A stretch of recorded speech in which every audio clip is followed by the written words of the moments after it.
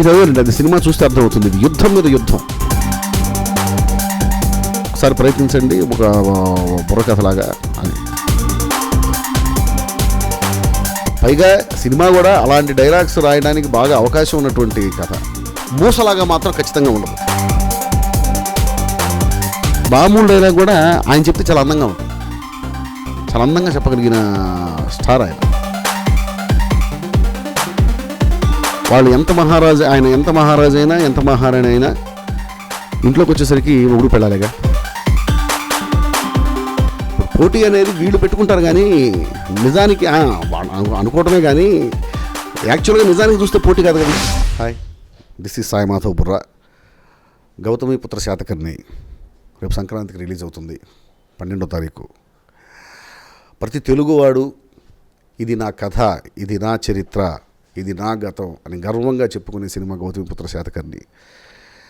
తప్పకుండా మీ అందరికీ నచ్చుతుంది. నచ్చడమే కాదు, జీవితం మొత్తం మనం చెప్పుకునే సినిమాలు కొన్ని ఉంటాయి, ఒక అద్భుతమైన సినిమాలు.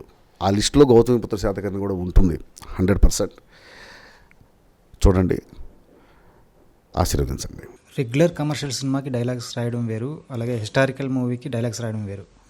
ఆ విధంగా సో ఈ మూవీకి డైలాగ్స్ రాయడానికి మీరు చేసిన హోంవర్క్ ఏంటి? అంటే చిన్నప్పటి నుంచి సినిమాలు చూడటమే నా పిచ్చండి. సినిమాలు చూస్తూనే ఉంటాను. సో ఆటోమేటిక్గా డైలాగ్ రాయడానికి రీసెర్చ్ అంటూ ఏ ఉండదు. కథ తయారు చేయడానికి, సన్నివేశాలు తయారు చేయడానికి రీసెర్చ్ అనేది ఉంటుంది. ఆ రీసెర్చ్ ఆల్రెడీ కృష్ణ గారు విపరీతమైనటువంటి రీసెర్చ్ చేశారు, కథ తయారు చేశారు, అద్భుతమైన క్యారెక్టరైజేషన్స్ నాకు ఇచ్చారు. యాజ్ ఏ డైలాగ్ రైటర్గా ఆ వ్యక్తిత్వం ఉన్నటువంటి పాత్ర ఆ సన్నివేశంలో ఆ సంఘటనకి ఎలా స్పందిస్తుంది, ఆ పాత్ర ఏం మాట్లాడుతుంది అని రాయడానికి మనం ప్రయత్నించాలి. ఆ ప్రయత్నమే జరిగింది. బాలకృష్ణ మూవీ అంటేనే మాస్ డైలాగ్స్ ఉంటాయి. మరి ఈ సినిమాకి డైలాగ్స్ రాయాలన్నప్పుడు మీరు ఏమన్నా బాలకృష్ణ సినిమాలోని పాత డైలాగ్స్ అవన్నీ ఏమైనా చూడడం కానీ ఏమైనా చేశారా? ఆ ప్రభావం ఉంటుంది కదండి, అయ్యో విపరీతంగా ఉంటుంది కదా. పైగా సినిమా కూడా అలాంటి డైలాగ్స్ రాయడానికి బాగా అవకాశం ఉన్నటువంటి కథ. మూసలాగా మాత్రం ఖచ్చితంగా ఉండదు. మూసలాగా ఉండదు.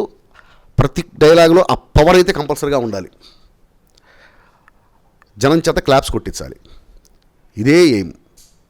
ఆ ఎయిమ్ మీకు సినిమాలో కనిపిస్తుంది. బాలకృష్ణ మాస్ హీరో, క్రిష్ ఏమో క్లాస్ డైరెక్టర్. మరి ఇద్దరిని ఎలా బ్యాలెన్స్ చేస్తూ డైలాగ్స్ రాశారు? బ్యాలెన్స్ కథే చేస్తుందండి. ఇప్పుడు రెగ్యులర్ మూవీ అయితే ఈ స్టైల్ ఆ స్టైలు అని ఆలోచించాలి. కానీ ఇది రెగ్యులర్ మూవీ కాదు, హిస్టారికల్ మూవీ. హిస్టారికల్ మూవీ ఎవరైనా అలాగే చేయాలి. ఖచ్చితంగా కృష్ణ గారి స్టైల్లో ఉంటుంది, బాలయ్య బాబు స్టైల్లో ఉంటుంది. రెండు మిక్స్ అయితే ఎలా ఉంటుంది. నేను మొన్న చెప్పాను, కలం కరవాలం రెండు కలిసి జర్నీ చేస్తే ఎలా ఉంటుందో సినిమా అలా ఉంటుంది. సమస్య లేదు. ఈ సినిమా కోసం అని చెప్పి ప్రత్యేకంగా పుస్తకాలు ఏమైనా చదివారా? బుక్స్ కృష్ణ గారు నాకు ఇచ్చేవాళ్ళండి. కృష్ణ గారు చదివిన బుక్స్ ఒకసారి నువ్వు కూడా చదువు సాయి అని చెప్పి నాకు పంపించేవారు. నేను ఆ బుక్స్ చదివేవాడిని. అలాగే నాకేదైనా ఒకటి రెండు పుస్తకాలు నాకేదైనా దొరికితే నేను పంపించడం, ఇట్లాంటివి కొన్ని జరిగాయి. సహజంగా అంటే శాతవాహనుల కాలంలో కథ గురించి తెలుసుకోవటం ఒక బాధ్యత, రెండు ఆ కాలం సంస్కృతి గురించి తెలుసుకోవటం ఒక బాధ్యత. వాటి కోసం తప్పనిసరిగా పుస్తకాలు చదవాలి. అలా కొన్ని చదివాం. ఈ సినిమాలో బుర్రకథ సంబంధించి ఒక సాంగ్ ఉంది కదా, అసలు ఆ సాంగ్ పెట్టాలని ఐడియా ఎలా వచ్చింది? అక్కడ బుర్రకథ ఉండాలనే ఐడియా కృషి గారిదండి. జస్ట్ నేను ఊరికే ఒకసారి ప్రయత్నించి చూడమన్నారు. ఒకసారి ప్రయత్నించండి, ఒక బుర్రకథలాగా అని ప్రయత్నించాను. అది బాగుంది, వర్కౌట్ అయింది. దానికి కూడా మంచి స్పందన వస్తుంది. నేను ఆ బుర్రకథకి ఆడియోలో అంత స్పందన వస్తుందని అనుకోలే. అన్ని పాటలతో పాటు ఆ పాటకు కూడా మంచి స్పందనే వస్తుంది. దేశం మీసం తిప్పుదాం అనే డైలాగు బాగా పాపులర్ అయింది. ఆ డైలాగ్ రాయాలనే థాట్ మీకు ఎలా వచ్చింది? సన్నివేశమేనండి. ఆ సన్నివేశంలో ఏం జరుగుతుంది, ఆ సంఘటన, అప్పుడు ఆ పాత్ర ఏం మాట్లాడుతుంది అని ఆలోచించినప్పుడు టక్కున ఆ టైంలో దేశం మీసం తిప్పుదాం అని రాస్తే బాగుంటుందా అనిపించింది, రాశాను. అంతే. అంత ఆలోచనే. అంటే ఆ టైంకి అలా గాలిలో నుంచి వస్తుంటాయి. అంతే. బాలకృష్ణ మూవీకి వర్క్ చేయాలన్నది మీ డ్రీమ్. ఈ సినిమాతో నెరవేరింది. అంటే ఫస్ట్ టైం బాలకృష్ణకి ఈ కథ నెరేట్ చేసినప్పుడు కానీ, డైలాగ్స్ చెప్తున్నప్పుడు కానీ మీ ఫీలింగ్స్ ఏంటి? ఫస్ట్ టైం మొరాకోలో బాలయ్య బాబు దగ్గరికి వెళ్ళానండి. బాలయ్య బాబు దగ్గరికి ఆ సీన్ పేపర్ తీసుకుని వెళ్ళినప్పుడు 100 ప్రశ్నలు. ఎందుకంటే మహానుభావులు రాసిన డైలాగ్స్ చెప్పారు ఆయన. నేను రాసినవి నచ్చుతాయో నచ్చవో, ఒకవేళ నచ్చలేదు అంటే ఏంటి పరిస్థితి, మొరాకు నుంచి వెనక్కి పంపించేస్తాను నన్ను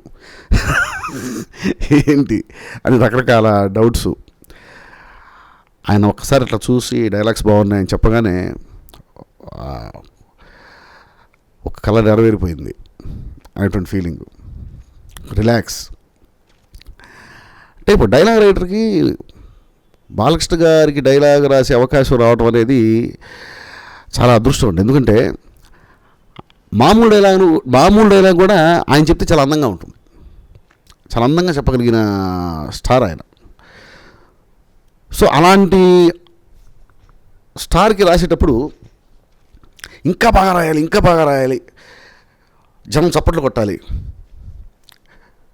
అందరూ నన్ను మెచ్చుకోవాలి అనేటువంటి స్వార్థం ఒకటి బయలుదేరుతుంది.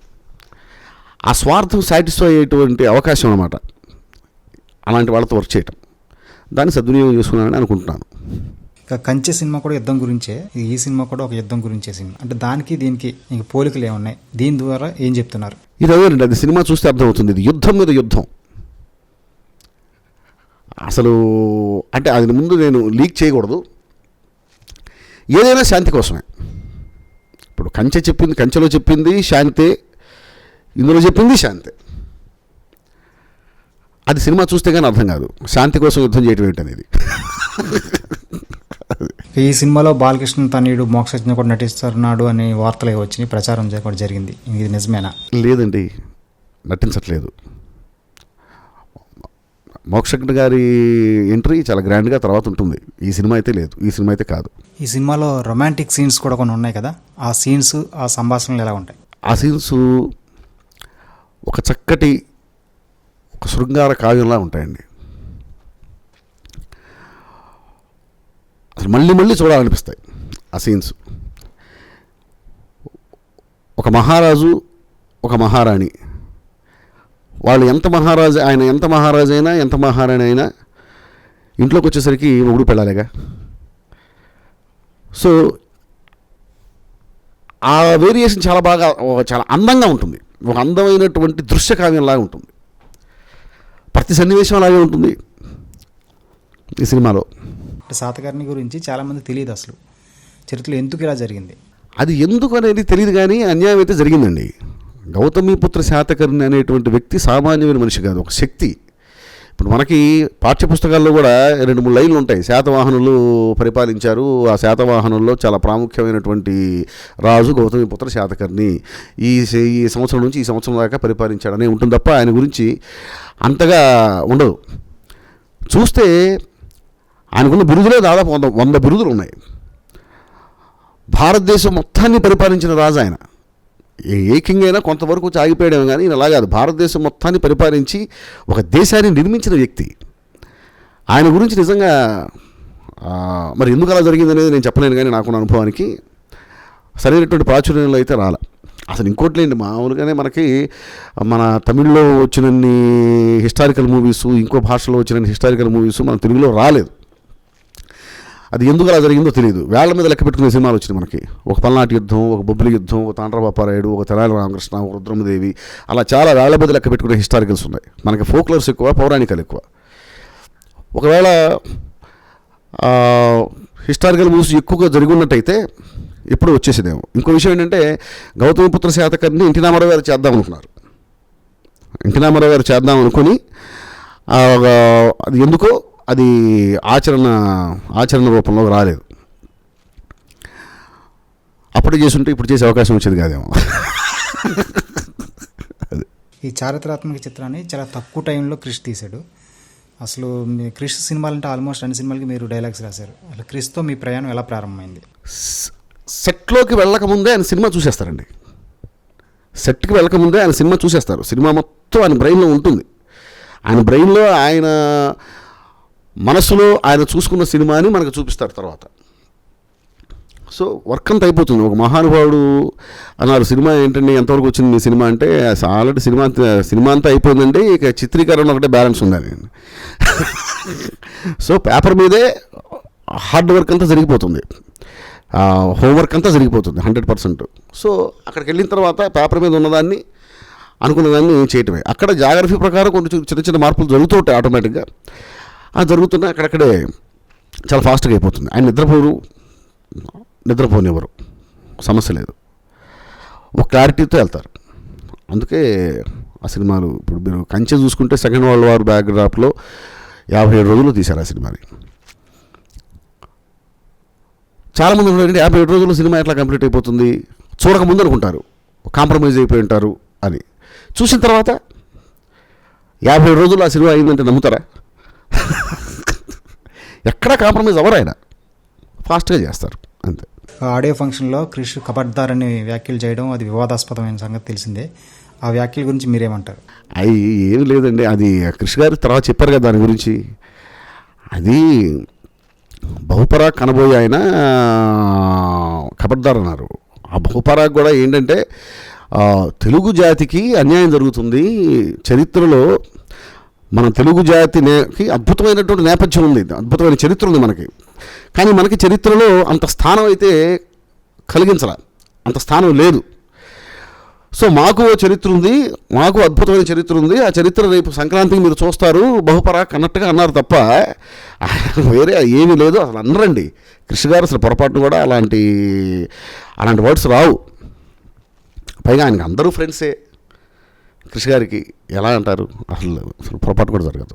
ఇక మీరు సావిత్రి బయోపిక్ మూవీ కూడా డైలాగ్స్ రాస్తున్నారు కదా, అంటే ఈ సినిమాకి ముందుగా నిత్యమైన హీరోయిన్ అనుకున్నారని, ఆమె డైలాగ్స్ మీ పేరు సజెస్ట్ చేస్తుందని డైరెక్టర్ విభేదించడంతో ఆమెను తీసేశారని ఇలా రకరకాల వార్తలు వస్తున్నాయి. దీనికి మించి మీరేమంటారు? అబ్బాయి అదేం లేదండి, ఒక అలాంటిది ఏమైనా ఉంటే నేనే కదా రైటర్ని, ఉండాలిగా మరి. చిచి అదేం లేదండి. ఇప్పుడు ఆ లెక్కన ఆలోచించుకుంటే నిత్యామీనన్ గారు మళ్ళీ ఇది రాని తర్వాత చాలా సినిమాలు చేశారు, అవన్నీ కూడా నేనే రాసి ఉండాలిగా. చిచి అలాంటిదేం లేదండి. అసలు నేను వెళ్ళేటప్పటికి అసలు హీరోయిన్ ఇంకా ఎవరనేది కూడా ఫిక్స్ కాలేదు. అది ఈ మధ్య కాలంలోనే హీరోయిన్ ఫిక్స్ అవ్వడం జరిగింది. అప్రోచ్ అయ్యారో లేదో కూడా నాకు తెలియదు. అసలు ఆ కాస్ట్ సెలక్షన్లో కానీ వాటిలో నా ఇన్వాల్వ్మెంట్ లేదు. నేను రాసుకుంటున్నాను అంతే. అక్కడ ఏం జరుగుతుంది, మిగిలిన ఈ విషయాలు ఏంటో నాకు తెలియదు అసలు. ఈ సంక్రాంతికి అటు చిరంజీవి ఖైదీ నెంబర్ 150, బాలకృష్ణ కౌతుమిపుత్ర శాతకర్ణి, ఈ 2 సినిమాలు రిలీజ్ అవ్వడం పోటీ బాగా నెలకొన్న విషయం కూడా తెలిసిందే. ఈ పోటీలో ఎవరు విజేతగా నిలుస్తారు? 2 సినిమాలు అద్భుతంగా ఆడతాయండి, సమస్య లేదు.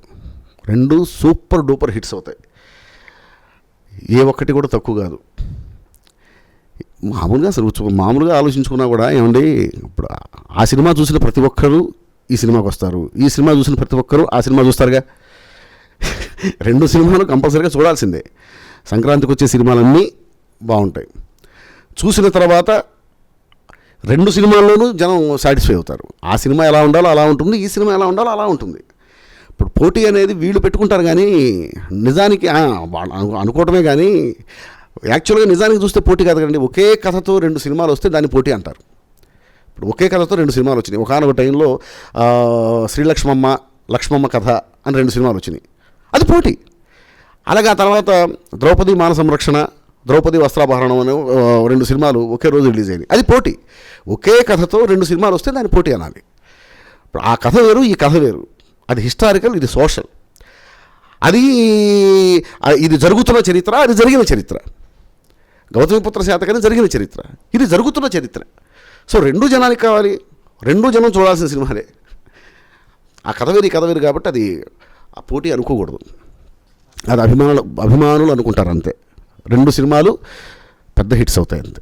కంచె సినిమాకి మీరు చాలా బాగా డైలాగ్స్ రాశారని చెప్పి చిరంజీవి గారు అభినందించడం, ఆ తర్వాత మళ్ళీ ఆయన 150 సినిమాకి మీకు అవకాశం ఇవ్వడం కూడా జరిగింది కదా. ఆ సినిమాలో డైలాగ్స్ ఎలా ఉంటాయి? అందులో కూడా అద్భుతంగా ఉంటాయండి, సమస్య లేదు. ఎక్స్ట్రాడినరీ డైలాగ్స్ రాసే అవకాశం నాకు వచ్చింది, రాశాను. అసలు కంచె సినిమాకి చిరంజీవి గారు పిలిపించి పక్కన కూర్చోబెట్టుకొని అభినందిస్తుంటే ఒక గూస్ బంప్స్ వచ్చినాయి. ఏంటంటే చిరంజీవి గారు అంటే సామాన్య విషయం. ఒక మేరు పర్వతం పక్కన కూర్చున్నట్టే కదా, మహానుభావుడు ఆయన. సో 2 మహానుభావుల సినిమాకి నేను వర్క్ చేశాను. డ్రీమ్స్, ఎవరి సినిమాలు చూస్తూ ఇక్కడ దాకా వచ్చానో, ఎవరి సినిమాలు చెయ్యాలని కలలుగంటారో, ఇప్పుడు వాళ్ళ సినిమాలు చూడటానికి ఎన్నోసార్లు థియేటర్కి వెళ్ళి టికెట్లు అంతా వెనక్కి వచ్చి ఉంటామండి. అలాంటిది ఆ సినిమాలో మనం కూడా భాగం అంటే సామాన్య విషయం కాదు కదా. సో ఏంటంటే కళలు సాకారం అవుతున్నాయి. అదొక ఆనందం, మహదానందం. ఈ మధ్య డైలాగ్స్ రైటర్స్ చాలా మంది కూడా ఒక పంచ డైలాగ్స్ కోసం, ఒక ప్రాస కోసం చూస్తున్నారు. ఒక డైలాగ్ రైటర్గా మీరేమంటారు? ప్రజెంట్ వస్తున్న డైలాగ్స్ గురించి మీరేమంటారు? అది ఏదైనా కథను పట్టారండి, అది కథా క్యారెక్టర్స్, ఆ క్రెడిట్ అంతా కథదే. ఇప్పుడు కంచె రాసే అవకాశం ఇంకో రైటర్కి వచ్చిందనుకోండి, ఆ ప్యారడీలు మీరు అనుకుంటున్నట్టు రాయరు కదా. కంచెకి ఎలా రాయాలో అలాగే రాస్తారు, గౌతమిపుత్ర శాతకానికి ఎలా రాయాలో అలాగే రాస్తారు, కథని బట్టి. ఒకవేళ అలాంటి కథలు నాకు వస్తే నేను అలాగే రాయాలి కదా. నేను అలా రాయను, నేను మడిగట్టుకుని ఇలాగే రాస్తానంటే కుదరదు కదా. అసలు కథ ఒప్పుకోదు కదా. కథ ఒప్పుకోవాలి. కథ మనల్ని నడిపిస్తుంది, మనం చేయి పట్టుకొని కథ డైలాగ్ రాయిస్తుంది. అది కథను బట్టి ఉంటుంది అంతే తప్ప అది వేరే కాదు. నెక్స్ట్ మూవీస్ గురించి, మీరు నెక్స్ట్ చేస్తున్న ప్రాజెక్ట్స్ గురించి చెప్పండి. నెక్స్ట్ అదేనండి, సావిత్రి గారి బయోపిక్ చేస్తున్నాను, అది ఎక్స్ట్రాడనరీ ప్రాజెక్టు. అలాగే మంజుల గారి డైరెక్షన్లో లవ్ స్టోరీ చేస్తున్నాను, అది ఎక్స్ట్రాడనరీ సబ్జెక్టు. సో అన్ని మంచి సబ్జెక్ట్సే వస్తున్నాయి. ఇంకా 2-3 డిస్కషన్లో ఉన్నాయి. క్రిష్ గారి సినిమా కూడా నెక్స్ట్ కథ డిస్కషన్ జరుగుతుంది. అది జరుగుతున్నాయండి, డిస్కషన్ జరిగినప్పుడు క్రిష్ గారికి చెప్తారు ఎవరితో అనేది. అది ఫైనల్గా గౌతమిపుత్ర శాతకర్ణి గురించి ఆడియన్స్కి మీరేం చెప్తారు? ఒక అద్భుతమైన సంక్రాంతి వస్తుందండి మనకి. వచ్చే సంక్రాంతి జీవితంలో మర్చిపోలేని సంక్రాంతి. సో అన్ని సినిమాలు బాగుంటాయి, చూడండి, ఎంజాయ్ చేయండి. మళ్ళీ ఇలాంటి సంక్రాంతి మళ్ళీ మనకు రాదు. ఎన్ని సంక్రాంతులు వచ్చినా ఇలాంటి సంక్రాంతి మాత్రం రాదు, మిస్ చేసుకోకండి అంతే. Hi, this is Nani and I subscribe to India Glitz Telugu channel IG Telugu, and for my updates and about my latest movies and everything, for all the news and gossips, please follow IG Telugu.